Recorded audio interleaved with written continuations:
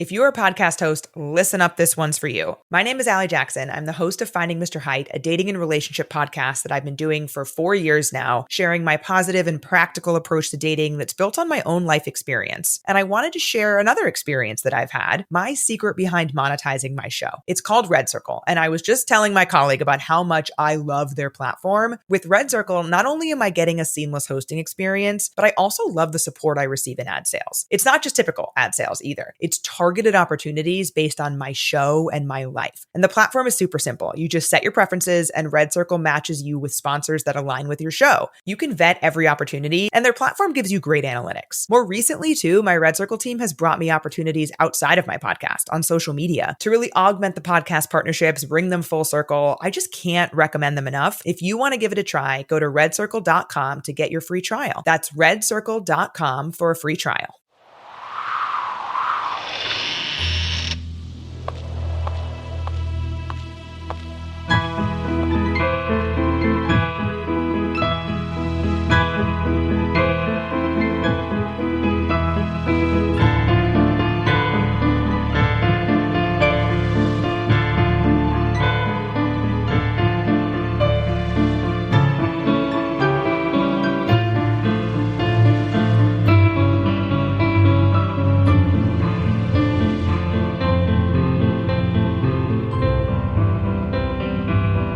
Things with Wings Productions presents episode 28 of the Skylark Bell Wingspan. I'm your host, Melissa Oliveri. In our previous episode, Lucas got lost in the terrible snowstorm of 1925, and despite a mysterious man attempting to come to his rescue, he never made it back to Meadow Lane. In today's episode, we read chapter 28, All That Could Have Been, in which Lucas once again finds himself transported, this time back to Carnifex House. But his feeling of relief is short-lived. Be sure to listen through to the end of the episode for a preview of a paranormal podcast I quite enjoy called The Activity Continues. Now it's time to settle in, grab a blanket and a warm drink, and let's get started.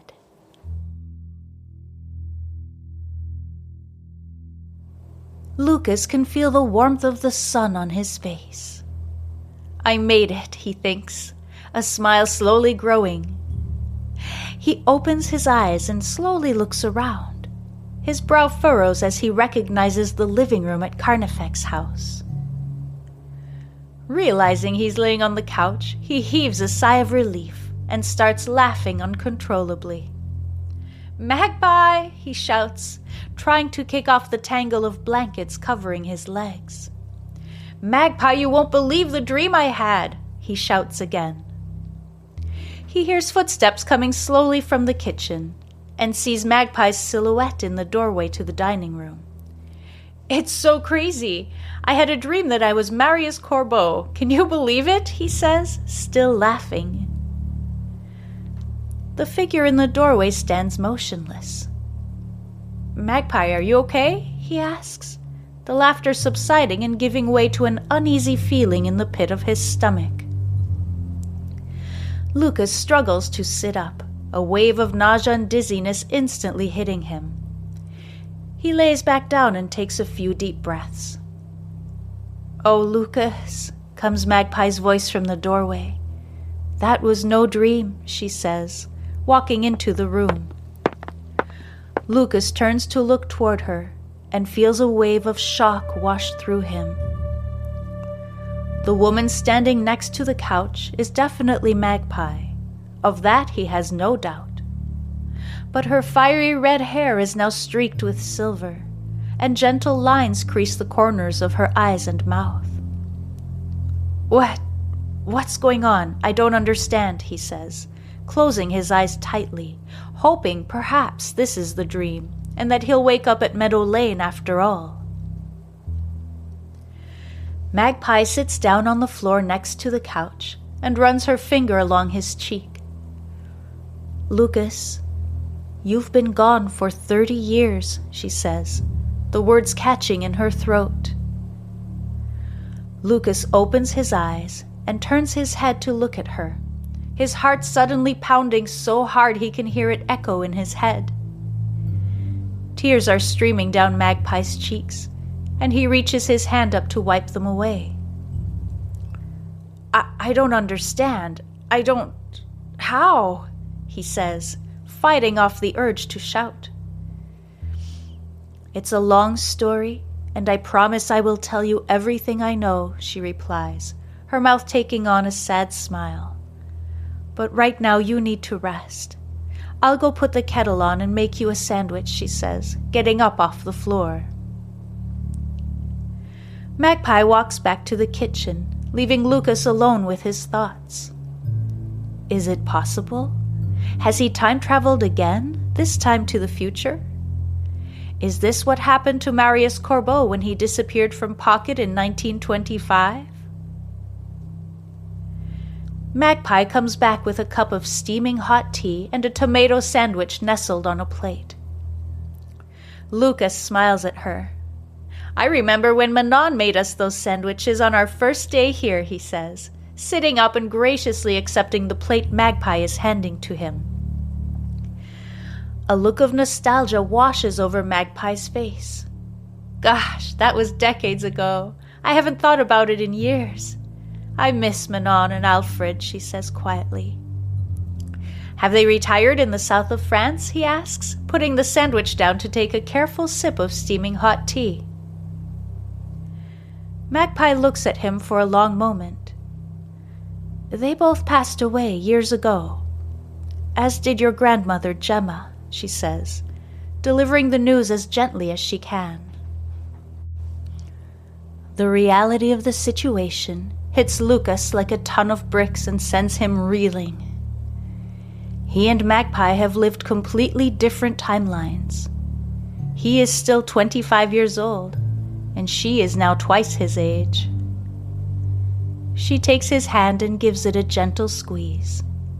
He looks down at her hand and sees how time has worn it, the folds of her skin more prominent, and finally the tears come, and he does nothing to stop them.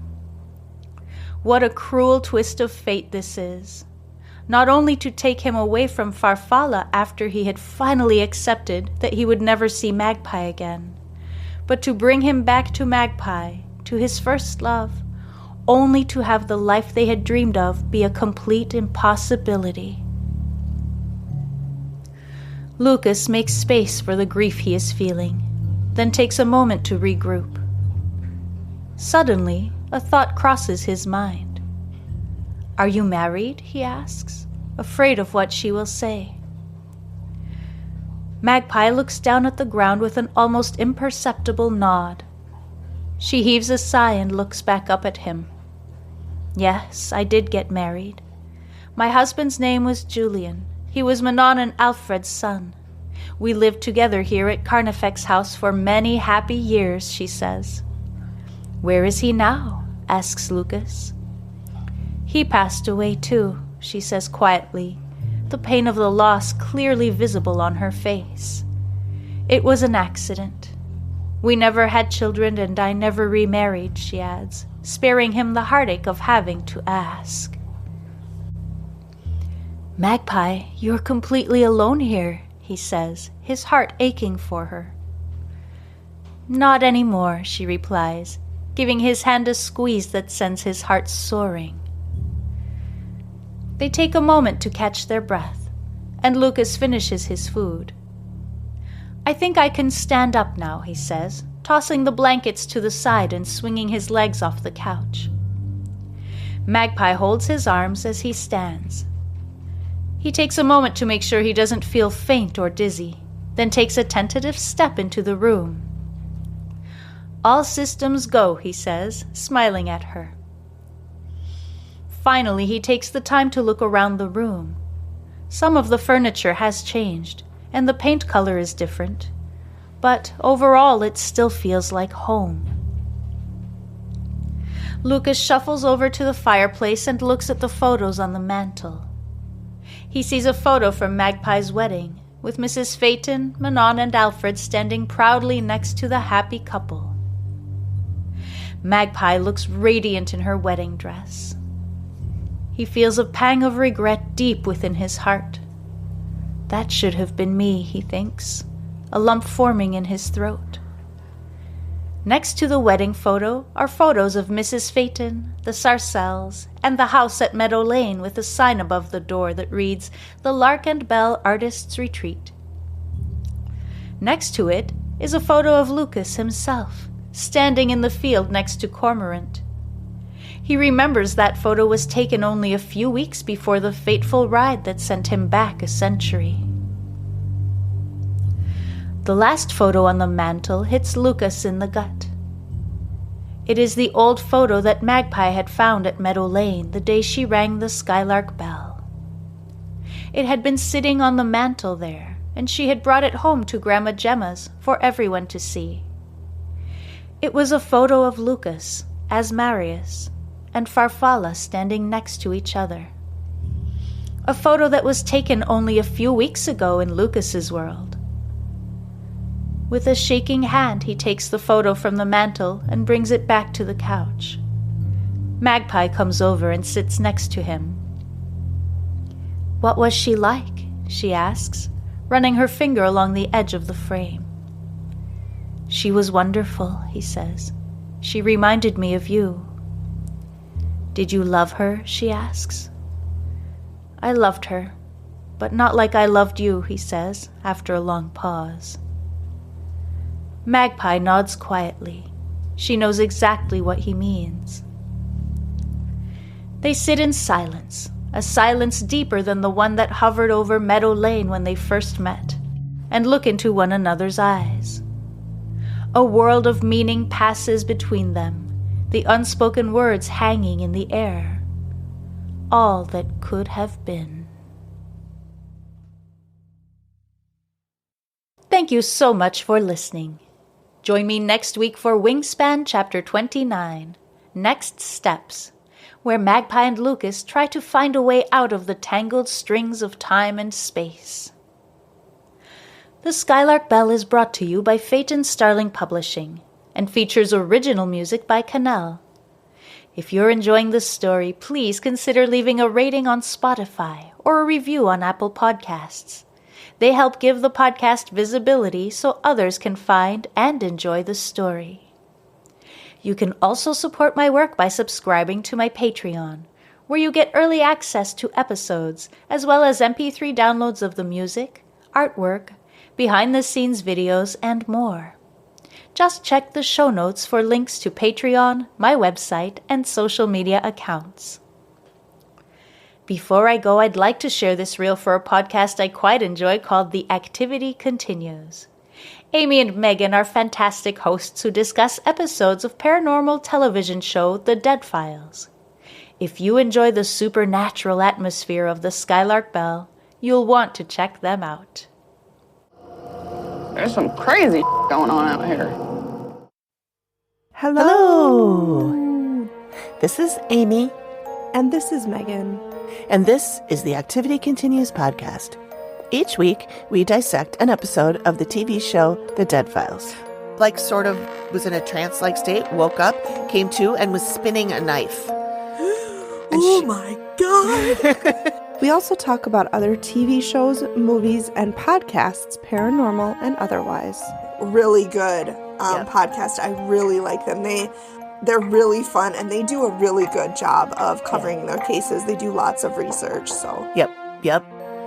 We've both had paranormal experiences through our lives and continue to do so. So we talk about those things too.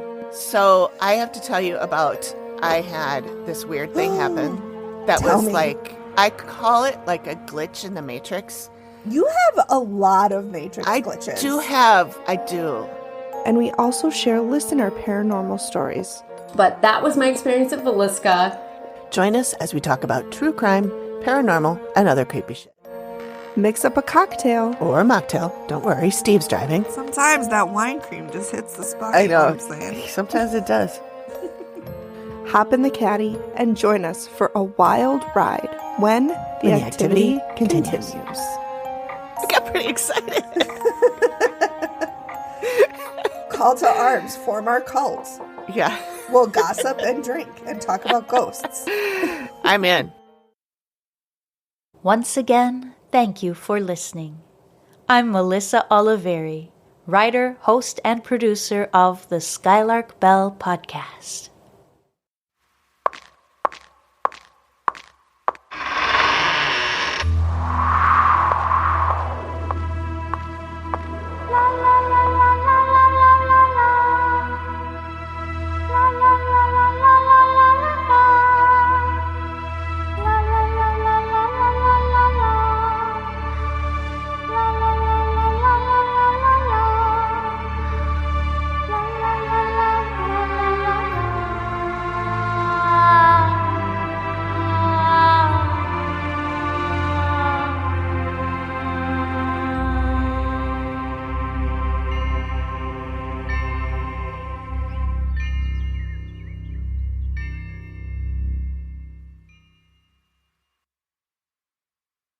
If you're a podcast host, listen up, this one's for you. My name is Allie Jackson. I'm the host of Finding Mr. Height, a dating and relationship podcast that I've been doing for 4 years now, sharing my positive and practical approach to dating that's built on my own life experience. And I wanted to share another experience that I've had, my secret behind monetizing my show. It's called Red Circle, and I was just telling my colleague about how much I love their platform. With Red Circle, not only am I getting a seamless hosting experience, but I also love the support I receive in ad sales. It's not just typical ad sales either. It's targeted opportunities based on my show and my life. And the platform is super simple. You just set your preferences and Red Circle matches you with sponsors that align with your show. You can vet every opportunity and their platform gives you great analytics. More recently too, my Red Circle team has brought me opportunities outside of my podcast on social media to really augment the podcast partnerships, bring them full circle. I just can't recommend them enough. If you want to give it a try, go to redcircle.com to get your free trial. That's redcircle.com for a free trial.